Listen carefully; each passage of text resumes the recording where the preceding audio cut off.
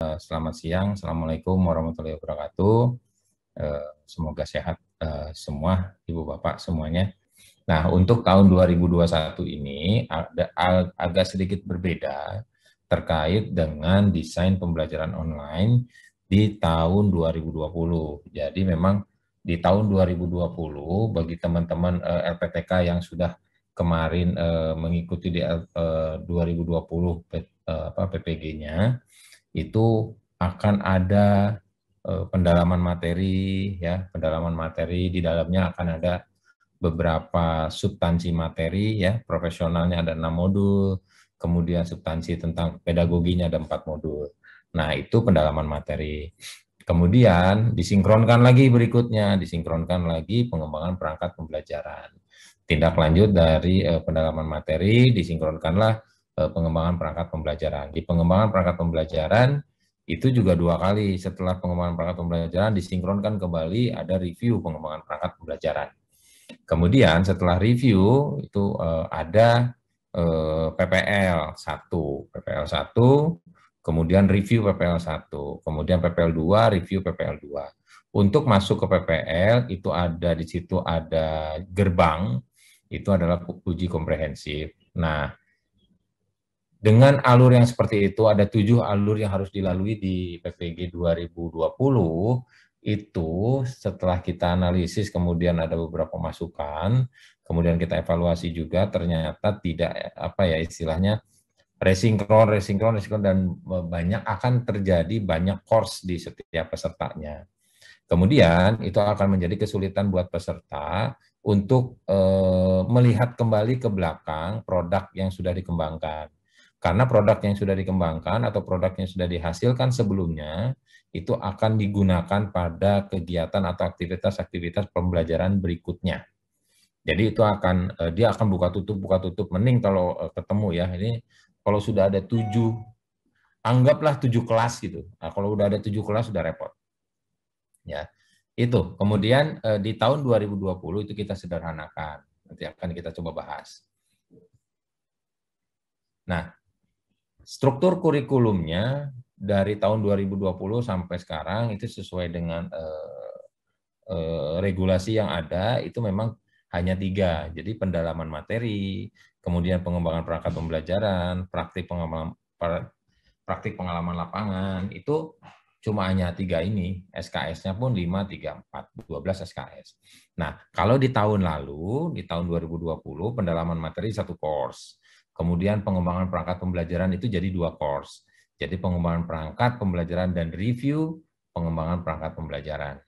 Nah, praktik pengalaman lapangan ini menjadi 4. Praktik pengalaman lapangan 1, review PPL 1, kemudian PPL 2, review PPL 2. Nah, itu diakumulasikan semua menjadi 12 SKS.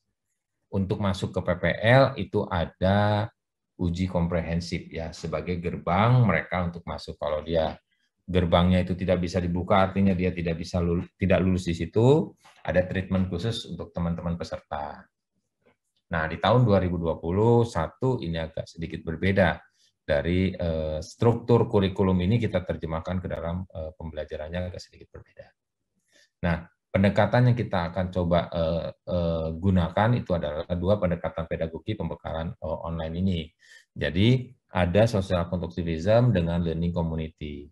Social constructivism adalah bagaimana nanti peserta itu walaupun dia tidak apa ya istilahnya tidak aktif di dalam LMS-nya, tetapi beliau bisa mengakses dan membuka ruang kolaborasinya di dalam komunitas pembelajarannya, itu dia bisa belajar. Artinya, social constructivism ini di sini dia mengembangkan pengetahuan dan keterampilannya di dalam lingkungan atau ekosistem pembelajaran sosial. Pembelajaran sosial seperti apa? Pembelajaran yang dibentuk melalui pembelajaran atau komunitas pembelajaran. Nah, ada satu peserta misalnya, saya nggak paham terkait ekosistem, misalnya ini ya, misalnya. Kemudian di dalam ruang kolaborasinya, kemudian di learning community-nya itu dibahas dengan ruang ekosistem itu oleh orang atau teman sejawatnya sesama kelas yang mengikuti pelatihan atau ikut PPG. Dibahas habis tuh tentang apa yang namanya ekosistem, mulai dari apa, bagaimana, komponennya apa saja, ya. Nah, secara secara tidak langsung, si peserta yang tidak paham terkait ekosistem itu dia baca diskusi satu, oh ini menurut ini begini, oh ditambahkan menurut ini begini, menurut ini begini. Dia secara tidak langsung sudah mengkonstruk pengetahuan dari dia membaca dari informasi-informasi yang ada di dalam komunitas pembelajarannya itu.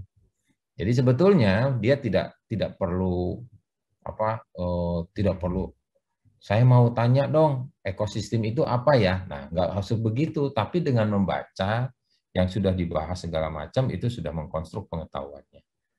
Nah, ini yang kita coba pendekatan ini yang akan kita coba di dalam kita enforcement di dalam penyegaran dan nantinya akan digunakan di PPG 2021.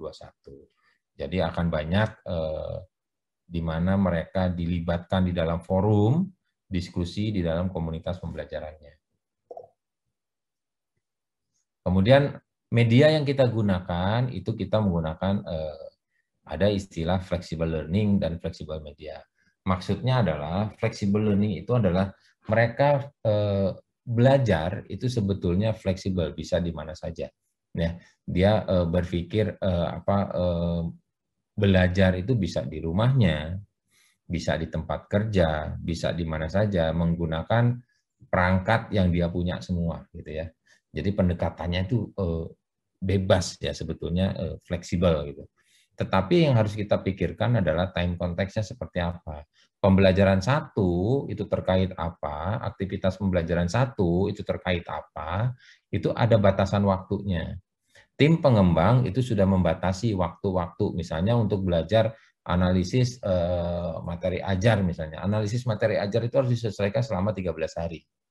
Ya, ada hitungannya segala macam bla bla bla bla 13 hari. Nah, itu time konteks yang harus dipahami oleh peserta. Ya. Kemudian karakteristik peserta juga kita harus pikirkan. Contoh misalnya ada beberapa masukan dari teman-teman dari tahun 2021, itu banyak peserta kita yang berada di lingkungan bagaimana internet itu agak sulit, atau internetnya lambat di daerah situ, atau jaringannya nggak ada, nggak nyampe. Ya. Kemudian secara psikoedukasi juga harus dipikirkan. Kenapa? Karena kita juga berpikir bahwa peserta, kalau yang namanya belajar online, menurut para peserta atau guru-guru kita, itu belajar yang bayangan mereka tuh kayak namanya diklat itu tatap muka gitu. Kalau begitu ketemu online, yang dia pikirkan adalah itu tidak normal buat mereka. Secara psikologi dia secara mental pun kalau punya tingkat TIK-nya rendah udah jatuh dia. Ya. Nah, ini yang kita pikirkan sehingga kesederhanaan dari sistem, user friendly dari sistem itu kita kedepankan sehingga mereka dapat bekerja, belajar itu dengan nyaman. Ya. Kemudian dengan sumber belajar yang sangat beragam dan mudah digunakan.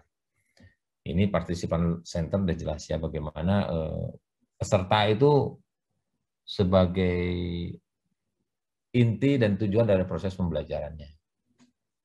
Media yang kita siapkan itu reading material jelas, kita nanti akan menggunakan reading material. Kemudian environment institusi itu udah jelas kita menggunakan pada saat PPL, itu mereka akan ada di lingkungan ya, di lingkungan dan sekolah itu di mana mereka nanti akan melakukan proses pembelajaran praktik ya, pembelajaran lapangan. Kemudian studi kasus itu mungkin nanti akan terjadi di analisis. Bagaimana sih ini kok materi yang sulit dipelajari, materi-materi yang misalnya banyak sekali miskonsepsi, itu bagaimana. Kemudian peer ini maksudnya adalah bagaimana kita belajar dengan teman sejawat. Ya, dengan teman sejawat. Ini adalah kekuatan kita pada saat kita belajar online, itu mengedepankan adalah sisi dari ruang kolaborasi dan pembelajaran menggunakan komunitas di lingkungannya atau di komunitas pembelajarannya. Komputer gadget jelas pada saat mereka belajar tidak harus menggunakan komputer atau laptop misalnya. Pada saat mereka belajar menggunakan HP di mana saja lokasinya, misalnya kalau ibu-ibu lagi ngantar suaminya, misalnya sambil di mobil pegang HP sambil baca yang ada di ini, kemudian berkomentar, ikut berkolaborasi di dalam sistem, itu sudah bisa dilakukan selama internet itu terdapat atau terkoneksi ke dalam internet perangkatnya. Nah, tahapan penyelenggaraan program PPG mungkin dari awal sudah dijelaskan. Ini mulai dari guru dalam jabatan belum bersertifikat, bla bla bla. Nah, yang menjadi concern di tim LMS itu adalah yang mulai dari sini. Mulai dari sini, dari proses pembelajarannya. Nah, ini yang tadi saya sebut sebagai gate-nya atau gerbangnya untuk dia bisa masuk ke sini. Nah, ini adalah pintu di mana saring atau istilahnya memastikan bahwa si peserta itu memang layak untuk masuk ke PPL. Ini ada di uji komprehensif. Nah, ini yang akan ada yang kita kembangkan di dalam LMS. Nah, kemudian dari yang ini, yang pendalaman materi 5 SKS ini dibagi dua. Dibagi dua, maksudnya filenya itu dikasih dulu. Nih, kamu dikasih filenya, silakan download, kamu download semua. Di situ ada materi bahan bacaannya, ada kalau ada paparan ada paparannya, ada video juga ada videonya, silakan dipelajari secara mandiri. Artinya semua informasi sebetulnya kalau kita bicara guru yang mendapatkan materi pendalaman materi sifatnya itu bukan mereka belajar dari nol atau mereka belajar ilmu baru sebetulnya. Sebetulnya itu sudah ada pada saat mereka kuliah S1. Pada saat kuliah S1. Jadi sifatnya sebetulnya pada saat kita membaca modul-modul pendalaman materi, itu pendalaman yang sifatnya merefresh ya sebetulnya, merefresh. Oh, saya itu udah belajar kemarin tuh ini di kuliah saya. Nah, sekarang itu saya tinggal merefresh lagi. Harapannya seperti itu. Jadi bukan belajar dari nol gitu. Bukan kuliah dari nol gitu ya. Karena materi-materi sebetulnya ini sudah ada dan sudah biasa dilakukan.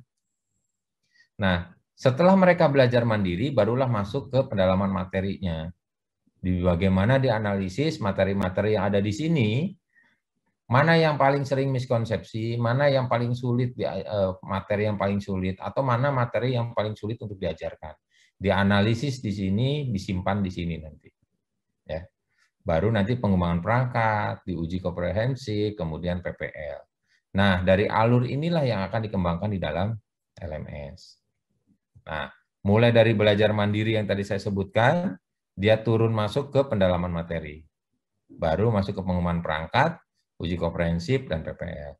Pembelajaran inilah yang ada di dalam pembelajaran online atau dengan menggunakan LMS, Learning Management System. Jadi peserta itu nanti akan belajar habis-habisan di sini, ya, berkolaborasi dengan teman-temannya, dengan dosen dan dengan para guru PAMO.